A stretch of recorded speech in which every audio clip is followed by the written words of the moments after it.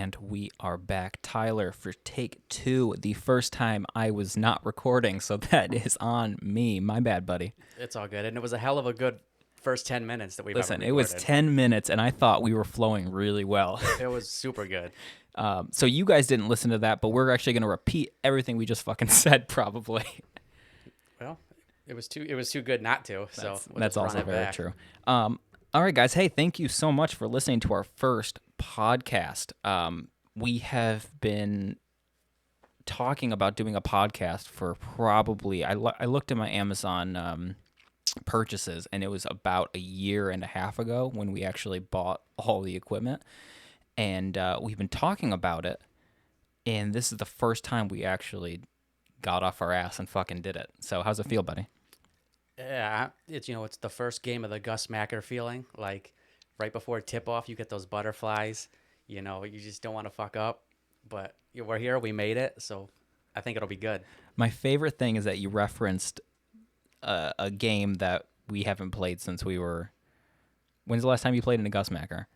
A Gus Macker, years, because we didn't have it for a while. Then it was the Street Jam that came back for 1, maybe 2 years. Which, funny thing about the Street Jam, do you remember, like, the first place trophy was a brick, like, out of a street? I don't think I ever played in the Street Jam. I played in the Gus Macker one time with you guys when we were, what were we? What was our team? For where? Well, for the Gus Macker when I fucked up my ankle. Oh, we did Hornell, and then we were fresh out the box. I forgot we were fresh out the box, and then we played... With No. We were not fresh out the box. We were Skills Without Pills, I thought. That was with Paul. Did Paul come with us? Paul and Tanner. Listen, man, we're going way back. I couldn't tell you the last time I played in a Gus Macker. Yeah, I'm not too sure. Yeah, fresh. Yeah, that was not right. It was with Steve. Yep. R.I.P. Never forget. Yep. And Eli. Taylor. And me and you. So 4, right? Okay, and 4. And then Ben Rosen, all them. Yeah. For everyone just listening in and doesn't know what the fuck we're talking about, the Gus Macker was just like a 3-on-3 basketball tournament in the street where you got a brick as a fucking trophy. Well, the Street Jam. Or a toilet as a trophy if you were toilet shitty. bowl, yeah. But anyway, guys, thank you so much for listening to this podcast, taking the time. I know there's 1,000 fucking podcasts out there, and ours hopefully is going to be relatively okay to listen to. I posted on my Instagram that I was going to make a podcast and to listen and, tune in to us talking shit. And I had so many DMs and messages saying, like, where's the fucking podcast? Where is it? Don't post if you're not going to post the podcast. And I guess that was really ill thought out on my part. Yeah, that's funny. I didn't see the post. Otherwise, I would have reposted it. Maybe I would have got some DMs. But the fact that you had people saying, where is it? I would have listened to it. Probably hate us now because they're like, no, fuck these guys. We're not going to listen. It was our one shot, and I think we ruined it for like 4 people. That's all good. So So if you were one of the people that messaged me and said, where's the podcast, I hope you actually tune in and listen to the podcast. So I thought maybe we'd start out, this podcast by telling people, we decided to call this Pearl City Boys. And for the majority of the people out there who have no idea what the Pearl City is, to be honest, I had no idea what the Pearl City is. So Tyler, do you want to go in and just tell people what Pearl City actually means? Sure. So basically, if you're listening to this, either me or Mike. Me, we're both from Jamestown, New York, 90 minutes south of Buffalo. My dad has owned, either 10, give or take, however many restaurants since I've been alive. He had one on 3rd Street called the Empire Grill, but I remember when he was spitballing with me names, about what to call a restaurant.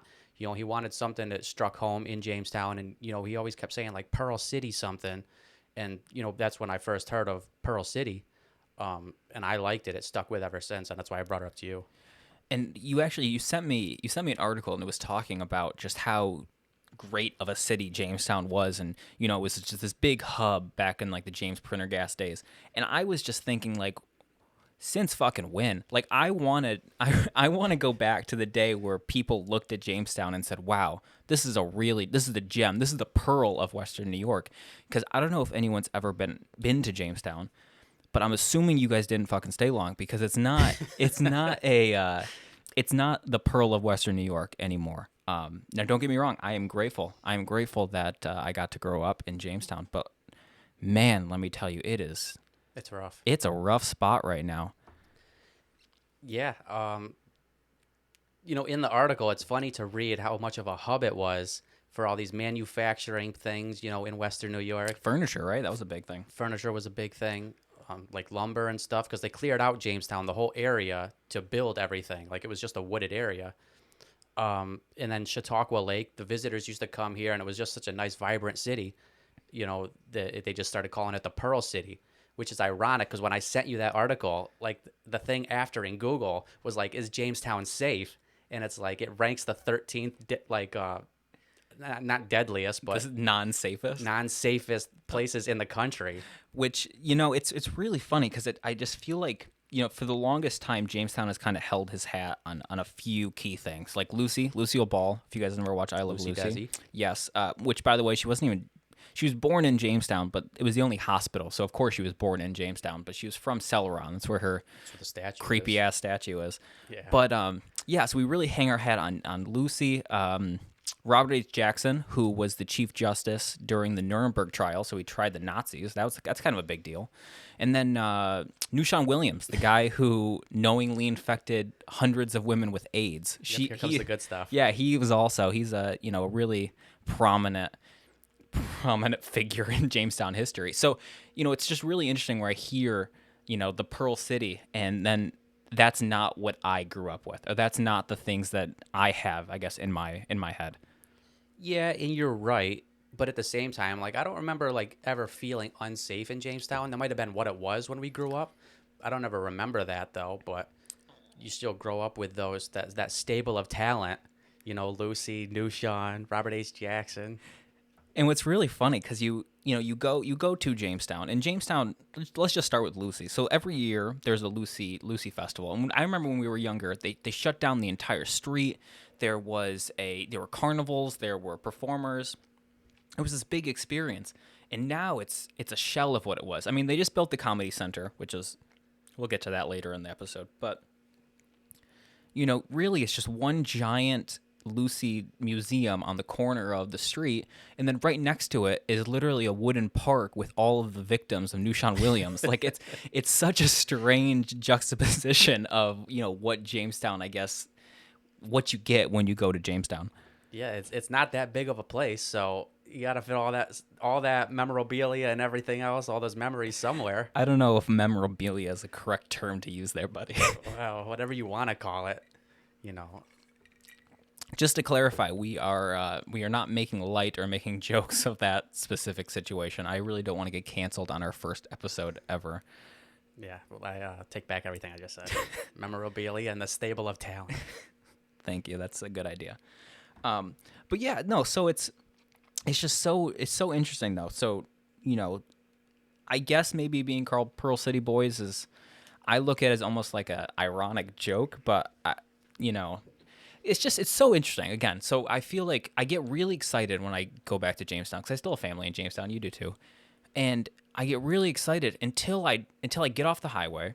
I pass McMobile, which anyone from Jamestown knows that's like a staple. You've definitely been to McMobile at 4 a.m, pissed drunk. If you've ever took a alcoholic beverage anywhere, Yeah. you end up there. So. Exactly. And then you drive past the cemetery, and I just instantly get fucking depressed every time I drive past. I don't know if you feel the same way, or I don't. It's more about going home. Like how many names did we try and come up with to get the podcast? we were literally texting back and forth. And I had Pearl City in my mind. I've always wanted to use it for something, but like just the idea, like the Pearl City Boys, like we grew up there. It hardened us. It was diverse. I mean, black people, white people, Puerto Ricans, like everything kind of was integrated back then. Nothing was really, I don't know what you want to call it, divisive like it is now. But it's just that the mentality, like a little bit of grit, just kind of everything. The Pearl City Boys is kind of what I was feeling. I can get down with that. We actually were going to call ourselves just the Pearl City Podcast, and then there is actually two gentlemen coming out of Japan that created one podcast. I couldn't take that name away from them. They were the most wholesome. They were there first. They were there first, so we took the Pearl City Boys. But yeah, no. So I guess just going back to Jamestown, again, like I said, I'm not as high on Jamestown as I was growing up, but I am grateful that I did grow up there. I thought it was a great place to grow up. Anyone who has grown up in a small town knows that there are certain advantages and perks to growing up in a small town that people in bigger cities might not, I guess, get to see or witness at all in their life. Yeah, and Jamestown was unique because, Jamestown, the city, JHS, big high school, a lot of people there. Then you have Frewsburg, which was the country bums. I've lived in Frewsburg at one point. That's quite his name. Faulkner's right there, Sherman out there in the woods. Just everybody you just kind of seemed, it was all one big community kind of.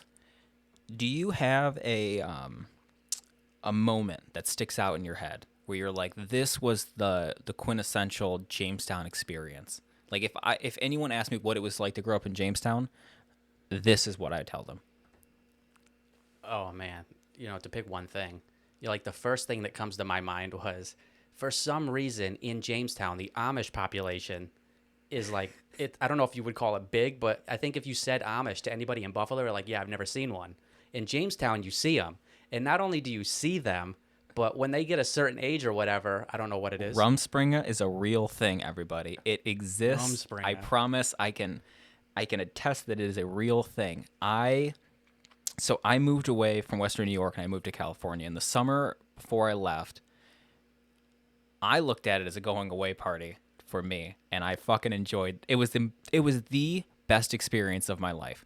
Tyler, do you want to walk people through what like getting to the party? I'll walk through getting to the party, and you kind of walk through the party. So what happened is you drive down this pitch black road. I kind of want to preface this by saying we don't personally know Amish people, and I'm not sure how many people actually do. So how they find out about the place, the directions to get there, or even what it's for, like, I just still don't understand. That's a good point. All right, so you drive down this terribly, terribly dark road, and you just show up to a random house.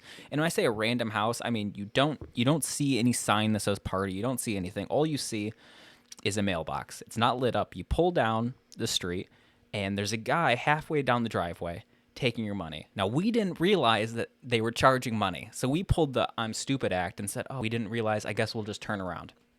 The guy was like, fuck it, just get in there.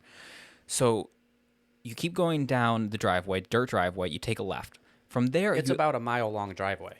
Good preface, good job. So it's about a mile-long driveway. Then you take a left and go through a cornfield. A legitimate cornfield that's been plowed down like a crop circle style. You go through about another half mile, and on one side to your left, you see probably 15 horse and buggies. On the other half, you see probably 30 cars. And you just think in your head, like, there's no way this is real. Like, this is a really bad teen movie. Yes. All right, Tyler, you go ahead and say what's happening. Well, it's funny because you pull in and you got, such the contrast. You got Honda Civics and, Ford Fusions, and you got horse and buggies. And then you just see all these people in their navy blue overalls with light blue shirts on, their massive beards. And then you see like a DJ. Well, no, they didn't have beards yet, because I think this is pre-marriage, pre-settling down. So these are all the young Amish people. True. True. There's definitely people with beards there, but then they have a DJ booth, and you're like, Amish don't use electricity, so I guess this is like a one-time-a-year thing. And Tyler, let me just really quick. When he says DJ booth, he literally means a DJ booth with a full light show just in the middle of the woods. A full light show playing just dubstep music. Yeah, they love their dubstep. And, there's just kegs everywhere, and people are walking around with, liquor bottles, just pouring them in people's mouths. And everybody, is just taking it. And what's so funny is that there was definitely liquor bottles. I saw a lot of people doing shots, but there's something about the Amish population, the young Amish population, that just loves Mike's Hard Lemonade. I swear that it could have been an advertisement for Mike's Hard Lemonade, because there were empty bottles. There were 6-packs. I had to have been offered a Mike's Hard at least 6 times that night. At least 6 times. For sure. I mean, these people are so disconnected from the real world that it's like, wow, this is lemonade. I know lemonade and it gets me buzzed. Fucking order it all. I didn't think about that, but that must be what happened. Someone was probably like, "Oh, what do you like to drink? Oh, lemonade. Oh, I got something for you. I Right. got something that'll definitely fuck you up." Yeah, 100%. So I guess so. We get to the party. We get situated. We get figured everything out. Just we, I guess, came down to earth. We were like, "Holy shit!" Now, is this, I can't remember. How many times have you been? Is this your first and only time, second time? So this was my only Amish experience. Apparently, you were an expert. You were a Yeah, tried and I true don't know. veteran to the Amish party. Yeah, I don't know scene. where along I got the Willy Wonka golden ticket to show up to all these things, but people would tell me, it was a frequent thing since I was like 19. It was like every summer there's going to be one big bash. Which I feel really shitty that I didn't get to experience more. But okay, so going back, so we get situated, we get drinks in us, and we went. It was me, you, Jake, and then our friend Amber who came with us. And I distinctly remember Amber coming up to us. Now Amber is probably 5'1", maybe 75 pounds. Yeah, she's tiny. She comes up to me and says, "Mike, this guy keeps inviting me to his horse and buggy. He's trying to get me in his horse and buggy." And I said, "What? Why aren't you going?" And she looked at me and said, "'Cause it's a fucking horse and buggy." Yeah, luckily I'm not a woman, so that would never happen. Could you imagine if you were at this party and some young, I'm sure very nice Amish boy comes up to you and says, "Hey, do you want to come back? Do you want to come back to my ride? My ride, whip. my." He probably had a whip too. You know what? If Yeah. Amber was into that, I'm sure it would have fucking been perfect. Or for the horses. I don't know how all that stuff works. If you wanted to get them go faster. I'm sure he didn't have it just for sex, man. I'm sure Whatever. it served a purpose. I, we should probably give some more context. What's it called? The Rumspringa? Rumspringa, yeah. Is basically when they get however old, they get to choose whether they want to stay in that lifestyle or if they want to go out and do their own thing away from their tribe or whatever. From what I understand, is that they get to leave for a set period of time to experience the quote unquote real world. And then they have to, I guess, come back and join their community for the rest of their lives. So that's like their one. I don't want to use a get out of jail free card, that term, Hall but pass. hall pass, yeah, before they kind of are in their community. Yeah, and I don't know what else they do, but they love throwing those parties, and they are bangers. I mean, hundreds of people in an empty field. Everybody's walking around with liquor, pouring it in your mouth. You come with your own beer, 30 racks, whatever. I mean, it's a real thing. And I don't, like I said, that was my only experience, but from what I understood, I don't think any of those have ever really gotten broken up. Like what cop is gonna come out in the middle of nowhere, drive through someone's property, through a cornfield in the middle of the woods? Like, I just find that, like, has it ever gotten broken up? Like, I don't know. I've probably gone, I don't know, 4 times, 5 times, once every year for a I stretch. had no idea you went 4 times to a fucking Yeah. Amish party. Never once has, well, I think maybe once. I mean, we could phone into Jake sometime. He went a lot more than I did. But I don't remember ever a time that they came in and broke everything up. But when you were leaving, there was cops there ready to catch people. And not that I've gotten caught. I've gotten out of it. But they confiscated all our beers and we got in a little thing. Now, do you think it's illegal to drive a buggy while intoxicated? Like, do you think there was ever a Amish person that had to get bailed out of jail for riding while drunk? I don't know how. I don't know if it's as visible on the road because they're just steering, I guess. My guess is no cop is gonna whoop whoop whoop whoop. A horse. I guarantee that there's one cop that's done it. And I'm just trying to think how many of them. Because now, this is when we were, I mean, geez, how old are we? 17, 18? Somewhere around there? For this No, particular 19. party? Probably 19, right? Yeah. Or it's in that age round. Somewhere. When did you go to California? I didn't think it was that young. No, I think I was 20. Maybe I was 20. I would have thought you were of age. Maybe. But I'm trying to think of, now looking back, I'm trying to think of what age Rumspringa is. So, like, looking back, For some reason, 16 comes into my which mind. is now thinking about it, it's completely fucked up that we were sitting there with a And bunch of 16-year-old fucking yeah, no people. parents. There's like no supervision at this thing. No. It's just all underage kids in a dirt pile drinking. And wow, I like now saying this out loud makes me think about how fucked up that really was. That I was a 19 or 20-year-old with a bunch of fucking 16-year-olds, and it's so crazy because I distinctly remember.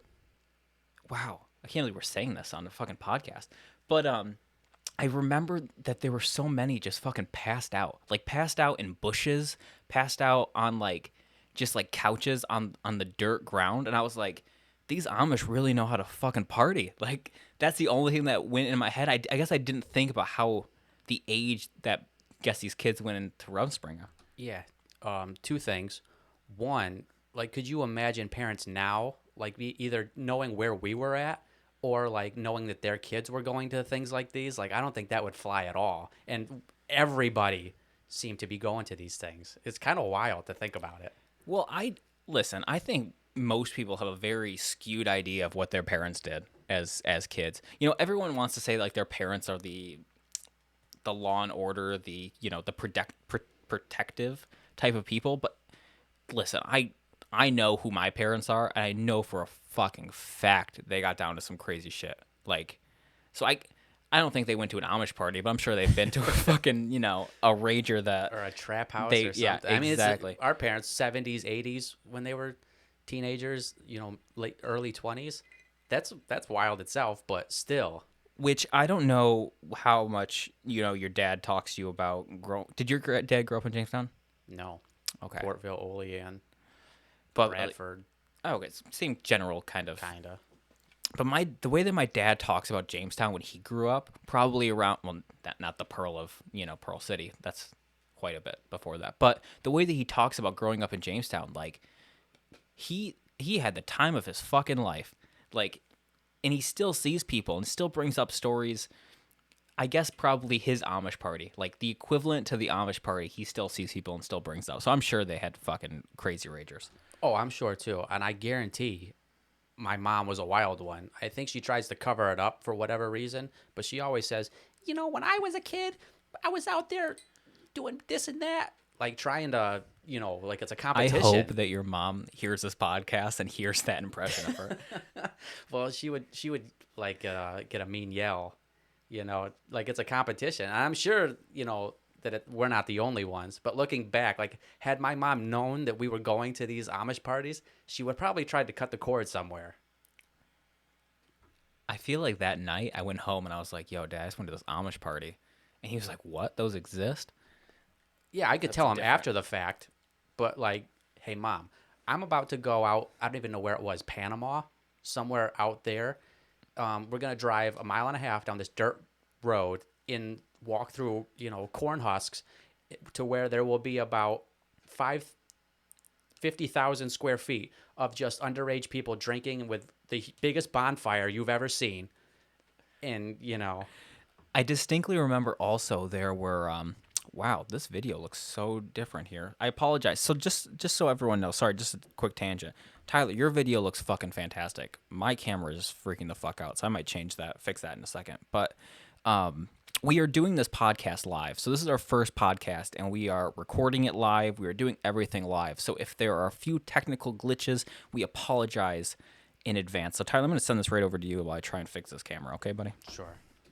I guess I could rant about, if I check the log of my camera roll, I know that I have pictures in there of people passed out behind the DJ booth that are just like piled up together, passed out drunk on tarps, like it was the Battle of Lexington or Concord or something. And it, wild. You good? And we are just going to wait for that to load really quick. But yeah, so I guess going back, so thinking about that experience, like what that was like, I wonder if the kids now have that same experience. So just, I guess to preface that, I was showing somebody, do you remember Battle of the Classes? Yeah, I'll never forget. Never forget. Okay, yeah. So I was showing somebody just how I forget what we were talking. Oh, we were talking about America's Best Dance Crew out of nowhere, which Jabberwockies. exactly. So I was telling people that like our Battle of the Classes, they got real into the battle dance. And they're like, "What's Battle of the Classes?" So I showed them a video on YouTube, and it was packed. Like our gymnasium, which I feel like was a pretty large gymnasium for, you know, It was a for nice school, gym. yeah. And it was full. It was packed. And I looked back, I guess. So I looked at that video, and then I looked at the newer classes, and it was half full. So I feel like Jamestown, just the amount of kids has just dwindled. Yeah, and I 100% think that, for whatever reason, they don't seem to stick around and enjoy those extracurricular activities. I mean, thinking about like going to varsity basketball games, the stands were packed, and whether that's because we had Jay Sean playing or what, but we always showed out for kind of anything, any reason to get together, we were there.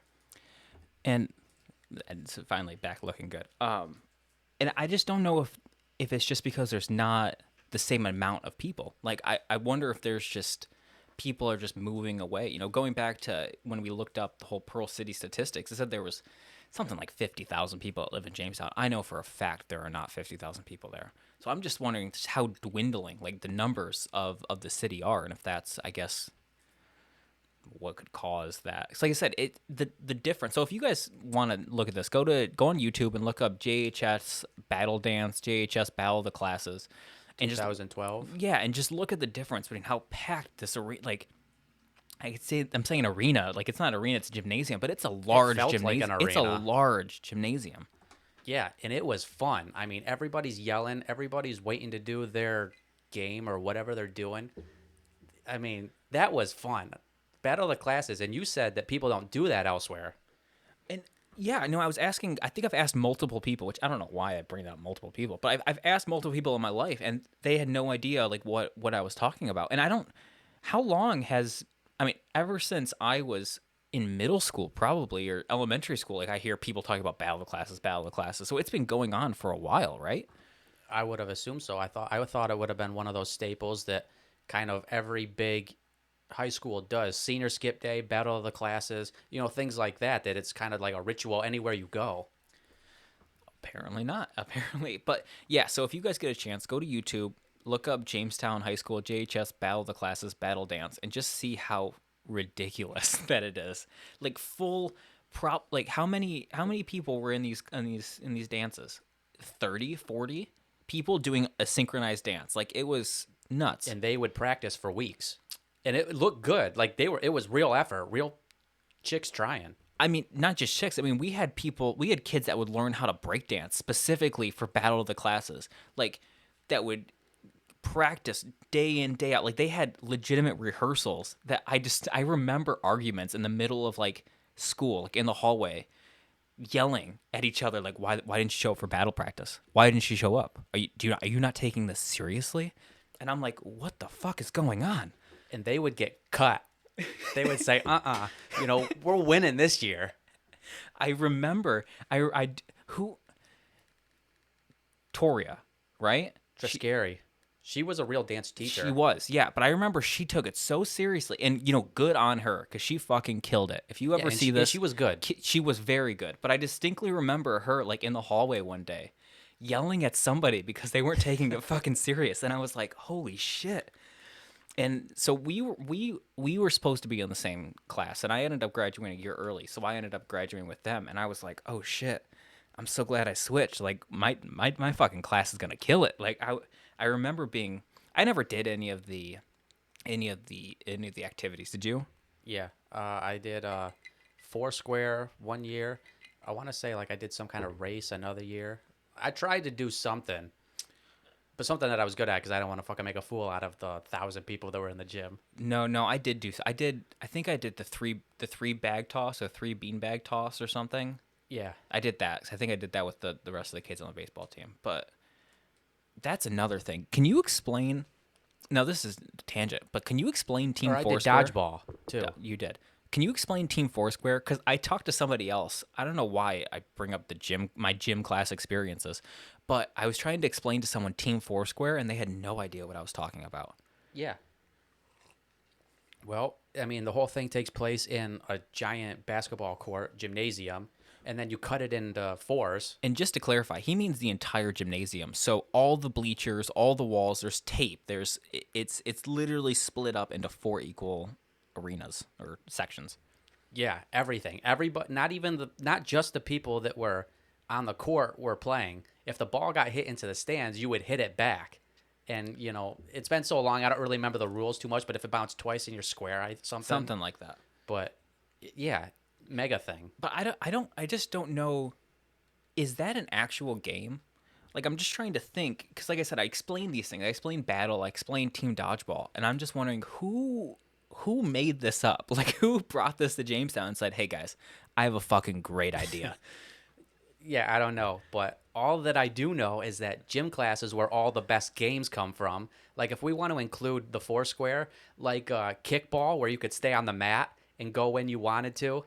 Speedball, you remember speedball? Listen, so back to, remember how I said I graduated a year early. So because I graduated a year early, I had to get all of my gym credits in.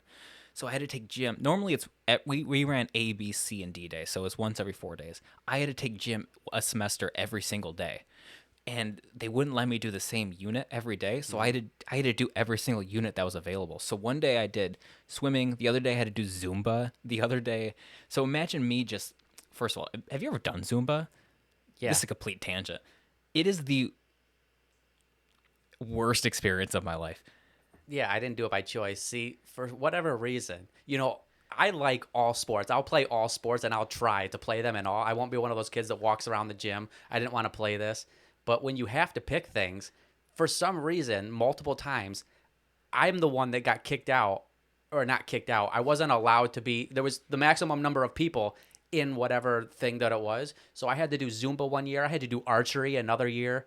Like instead of playing football, like flag football, I've been left out of activities for some reason all the time. I just remember, I remembered going into Zumba thinking like, okay, this is gonna be the most ridiculous thing I've ever done, but also like not that taxing of a situation. And I remember sweating my ass off. And I'm not gonna lie, I didn't take that shit seriously, but everyone around me did. And I was like, oh shit. Like I felt really shown up. I was like, I saw these girls who didn't look like they've ever done anything. And this sounds so bad, but didn't seem like they've ever done anything active. Or wanted to. But they fucking got into Zumba. And I was like, good on you. Like they were killing it. But I fucking wasn't. I was so bad. No, what the time that I had to do it, I got lucky and I had a friend, Katie Baudo, who was a ballet chick, or well, she did ballet, but she made it fun. You're like, you got to do this and do that. Like it was fun, and I sweated my ass off because you're in that small room just sweating with 20 something other people. And we are really gassing up Jamestown High School right now, but I'll tell you what, their air conditioning never fucking worked. So you're in this tiny ass room that's probably like 150 degrees. It was fucking miserable. Yeah, I mean, gym class was just so fun. By the time senior year hit around, you have all these study halls, and you're just walking around school and going to different gym classes and lunch rooms. I feel like that's most people though, right? Like the senior year is such a joke. I guess it depends on who you are. I mean, some people went. I had like college statistics. People took all that extra stuff to get a year on in whatever school you're going to. You could have either gone either way. And did that help you? Are you any less student loaned in the hole? Are you Well, was it worth it that much? no, because no, not at all. But my whole student loan thing is we could get into that if you wanted to, but I got really lucky with how all that played out. Listen, man, we can talk about anything. And just, I guess we'll take another tangent here. We don't really know what we're going to fucking talk about on here. I mean, we wanted our first episode, this episode, to, I guess, talk about Jamestown and to To tell you why we are Pearl City Boys, Yeah. not just some random name, and it's not going to be a Jamestown pod, but to tell you where we came from, which kind of made us, at JHS or whatever. but going forward, we really don't know what we're going to talk about. I think we're going to talk about a little bit of everything. So I guess if you want to talk about your shit student loans and how that's going for you, we can go into that. We can say that for a dry run some other time when we're, we don't have anything to talk about. But whatever. I mean, personal stories that I'm sure will come up. Uh, Anything popular happening when we record this, things that happen to us, throughout the week. We're gonna try and get it out once a week. I would like to do once a week. It depends what the reception is and how much we enjoy doing it. But at least once a week. I would like to record every Monday and maybe put it out Tuesday or Monday night if that's doable. But I guess we'll kind of play it by ear. Yeah, that's good with me. And then I mean, I'm not really sure what we're hoping to get out of this, but as far as doing it, it gives us because we're busy people. You own your own barbershop. I work a lot, but it gives us a time where we can come in and chill at least every Monday for however many minutes, hours, whatever. And that I'll take a lot from. That means a lot, man. You'll Yeah. take a lot from hanging out with me.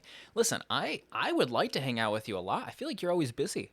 That's what I'm saying. I So always, this- I always text you and I'm like, hey, do you wanna hang out? And it's fucking crickets. I don't get anything back. It hurts a little bit. I don't know if I ever give crickets, but No, it's not crickets. I just exaggerated that a little bit. Yeah, I think we're both busy, but like I said, it just gives it. Now it's kind of stapled in. Now that we're doing this right now, and we're gonna try and do it every, Monday or whatever. Like it's scheduled in. Like it's mic time, podcast time. Fucking run through some shit. I'll take it. I like Mike Time. I like Mike Time a lot. Yeah, That should have been the name. Mike Time with Mike and Tyler. yeah, Mike's house, whatever. There was a lot of names in the works. Big white Mike. I guess I guess we'll go in. What were some of the names that were on the cutting room floor that we thought of that didn't make the cut? I'm not even sure. I could go through my notepad. Yeah, I don't really remember. There were some pretty bad ones. I mean, that not looking at the time they didn't sound that bad, but looking back, like toe the line, I thought that was a little much. It's kind of Who are we towing the line for? Who's towing the line? yeah, I guess we think we're gonna be a lot more controversial or something. But I don't really think. I don't know. We are who we are. It's gonna come out how it comes out. It's not on purpose. Listen, we just told the world that we got really drunk with like 16 and 17-year-olds, so maybe we should have called it toe the line. Yeah, I don't know what the legal term is. You can't try me for previous or past stuff.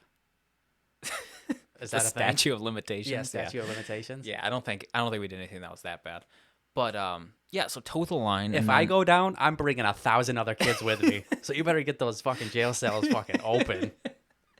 you got a list of everyone that was there. Hell yeah. So we had toe the line. What else did we had? The one that we were stuck on was accidental thoughts. Which I liked accidental thoughts. I really did, and it was I feel like now more than ever, people are getting fucking canceled for just like speaking their mind. The idea that you can say something and it's not what I don't think it's ever what they said. They don't ever take the intent into anything. Like that's sure, what I was just trying to figure out. Intent. That was the word. yeah, like I can say something and it might not be right. It might not be politically correct. It might be a little bit mean or something. But if my intent's not there, how are you gonna get mad at me? Yeah, if you're not specifically looking to tear somebody down or have a malicious intent, exactly. I feel the same way because I feel like now more than ever that there is this idea that as soon as it leaves your lips, as soon as the thought leaves your lips, that You're guilty. you're guilty, and nobody takes the time to actually dissect or Deconstruct. listen to what you're trying to say. Yeah. Yeah, it's if you don't believe what I believe, you're wrong. I'm right. I will bring you down. Well, listen, man, I have heard quite a few of your ideas and thoughts, so I get how people would think that, but I mean, that's a whole different story.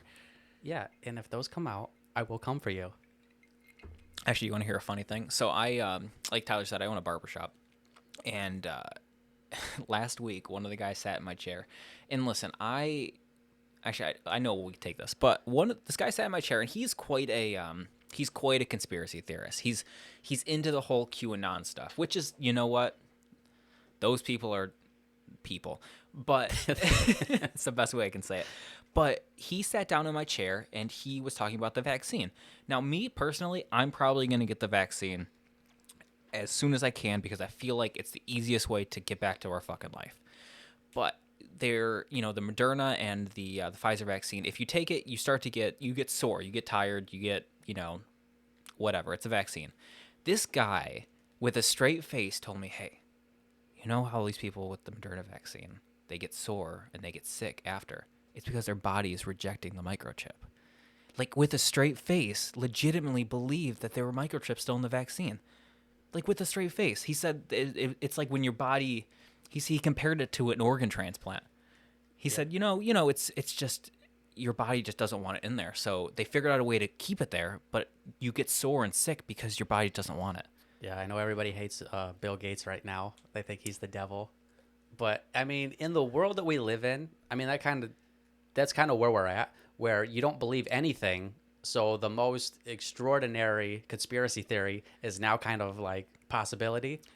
And then you bring in the factor like Elon Musk and his Neuralink that wants to put a chip into your mind. Like we're at that time where the technology kind of is there, which kind of makes everything seem plausible. I mean, I'll read a news article, and every time I read a news article, the first thing that goes into my head is that's probably bullshit. Like that's the first thing I think of, and then I try and read up on it and Yeah. say, oh, maybe it's not bullshit.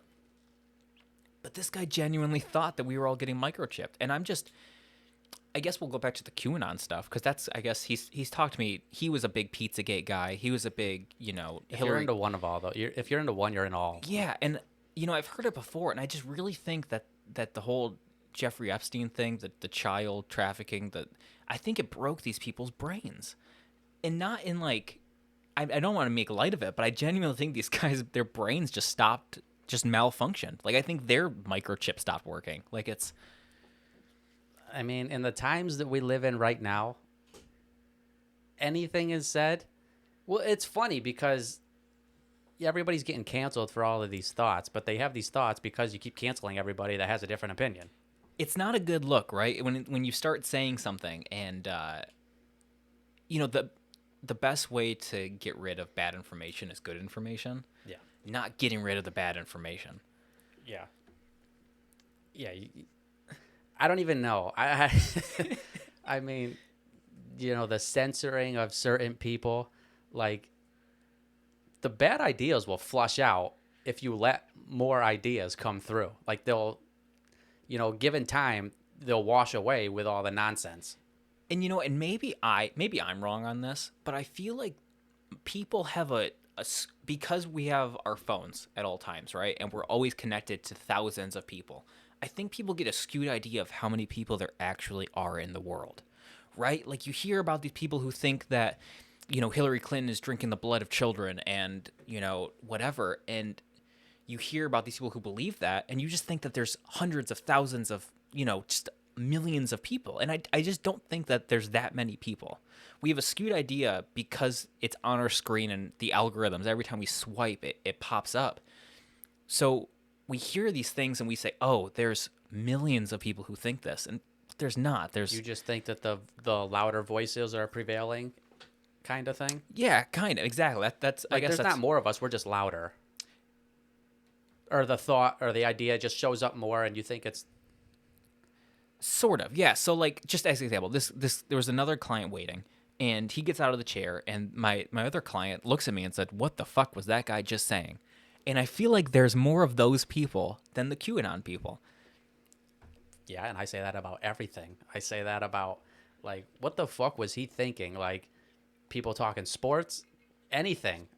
I just think, I don't know.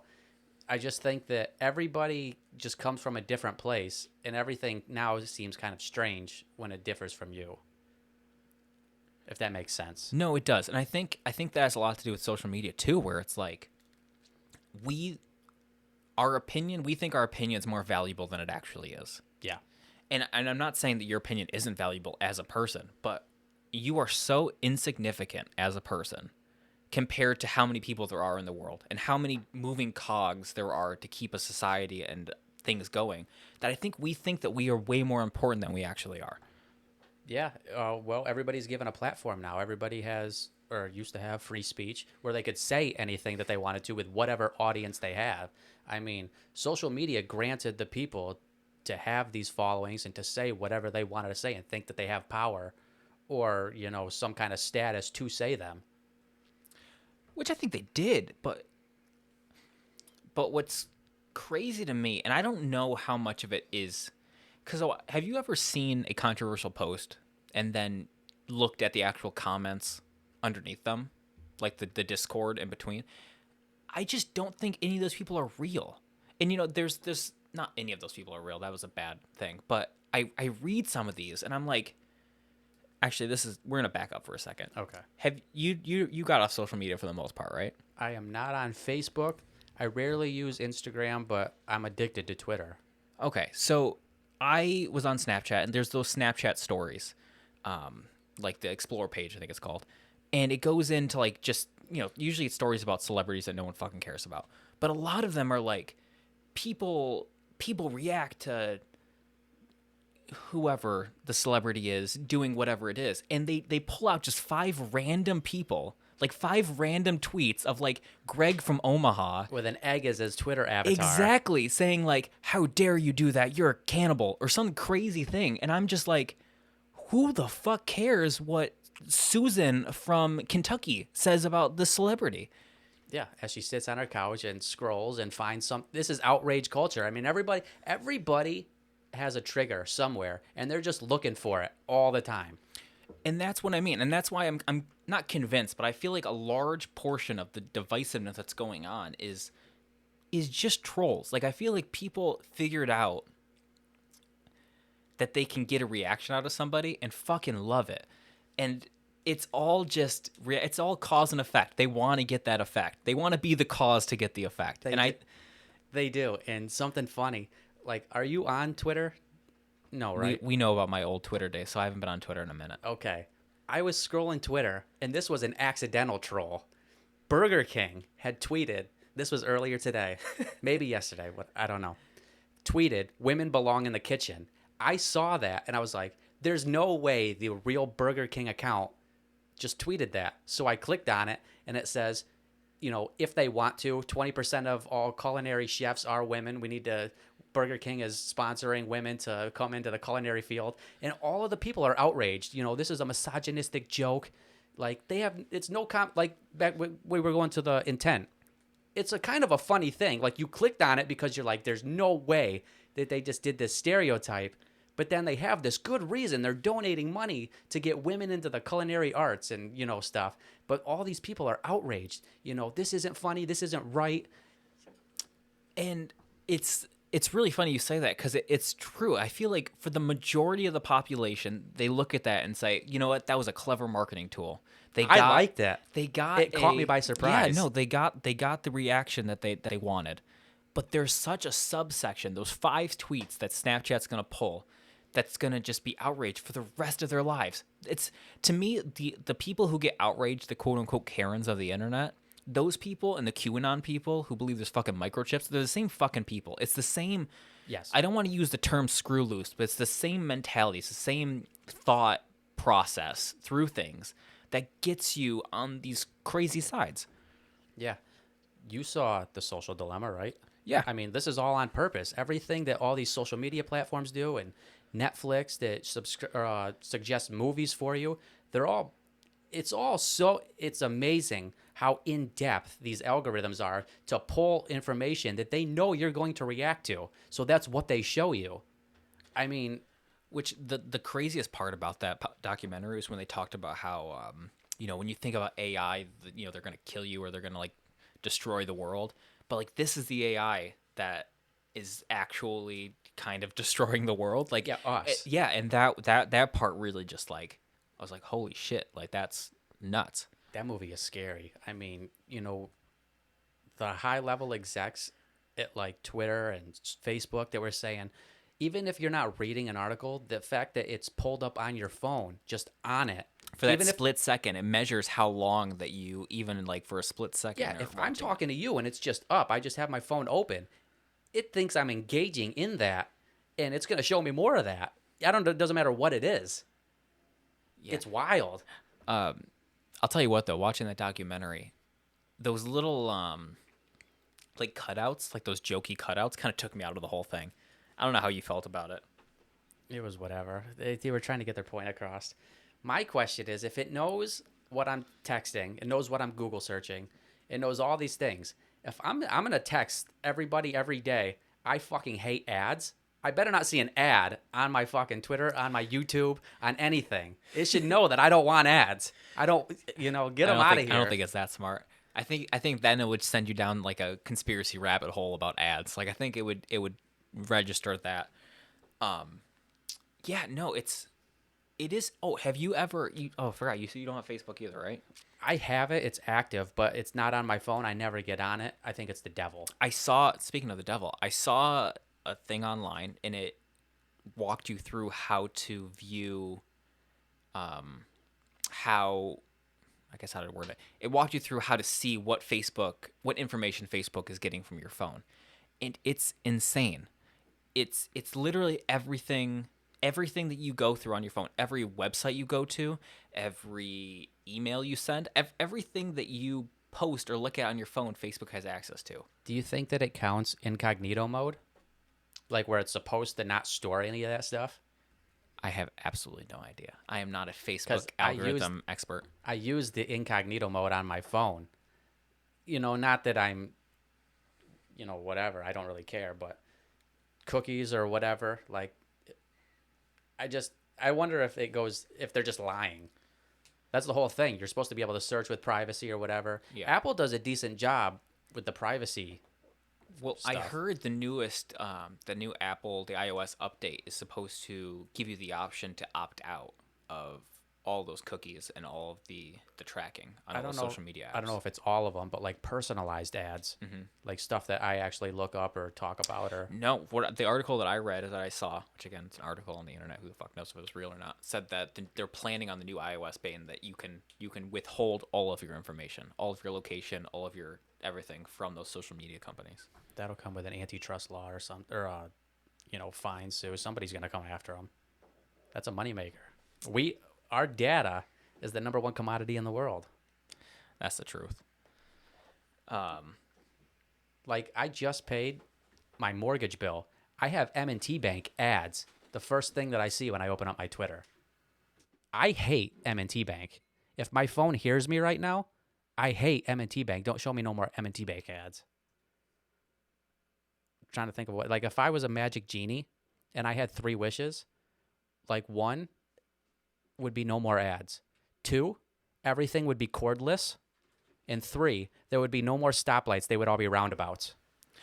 Really, you like roundabouts? They built that roundabout going from Buffalo to Fredonia, that giant one. Yeah. I think it is the most convoluted, fucked up thing. And it's just that specific one because it's almost 2 roundabouts, like a figure 8 built into one. Fucking hate it. Well, kind of. There's I 2 hate it. lanes. You can either go directly right or you go in the circle. Personally, if I was Elon Musk, I would convert every stop sign. This is how passionate I am about it. Oh, I can tell. hate. Imagine all the minutes that you sit at red lights throughout your life when you could just go. That's true. Sorry again for the camera, guys. Well, I guess we're gonna. Your camera has been fantastic this entire time, and my camera's fucked up twice now. It's got a better view. You're right. I told you you were the talent. You are the talent in this situation. Yeah, no, I don't know. I don't like them. And maybe it's because when I drive on them, I feel like I'm always behind the guy who doesn't comprehend that you yield and don't stop. So I'm just like sitting there waiting, and I'm like, what the fuck is this guy doing? And maybe that's it. I don't know. I would invest all of my money if we could make that a real thing.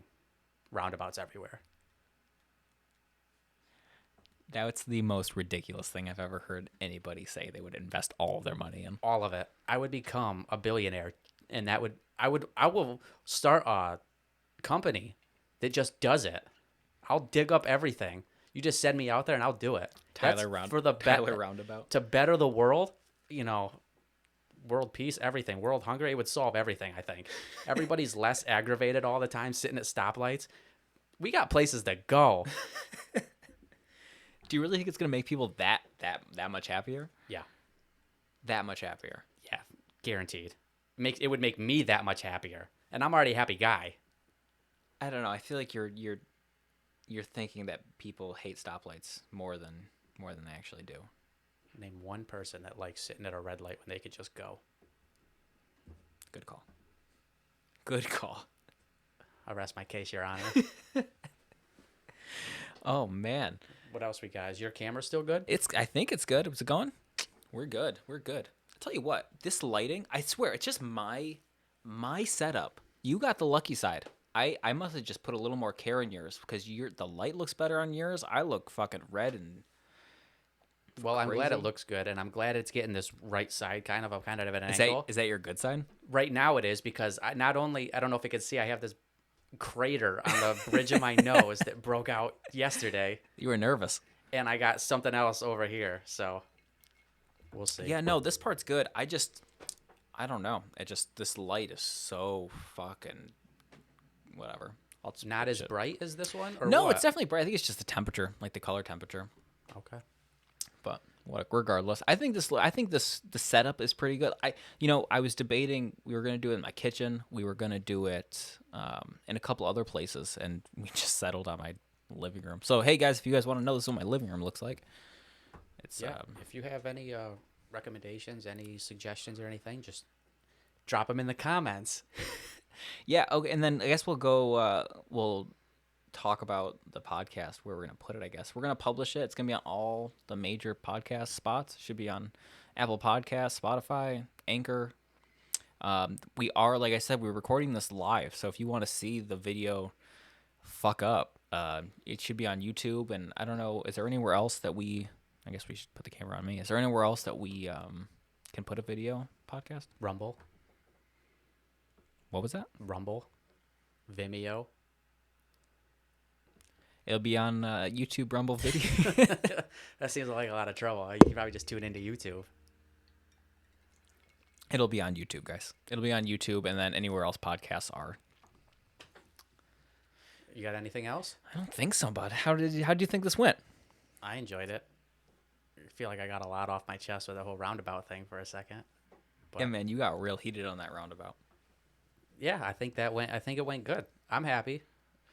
Surprisingly, I think we did a good job. Not to pat ourselves on the back or anything. Not a lot of awkward pauses. And this isn't really planned. We're just going. Yeah, no, and you know what? I was gonna say the same thing. Is when we were looking up podcast names and seeing if podcast names were taken, we would listen to these podcasts, and a lot of them they were rough to listen Garbage. to. They were rough, and you know what, guys? Maybe we are rough to listen to. Like maybe this is terrible. We have a false sense of like confidence or security, but I think this went pretty well. Considering the podcast that we listened to I guess research podcasting.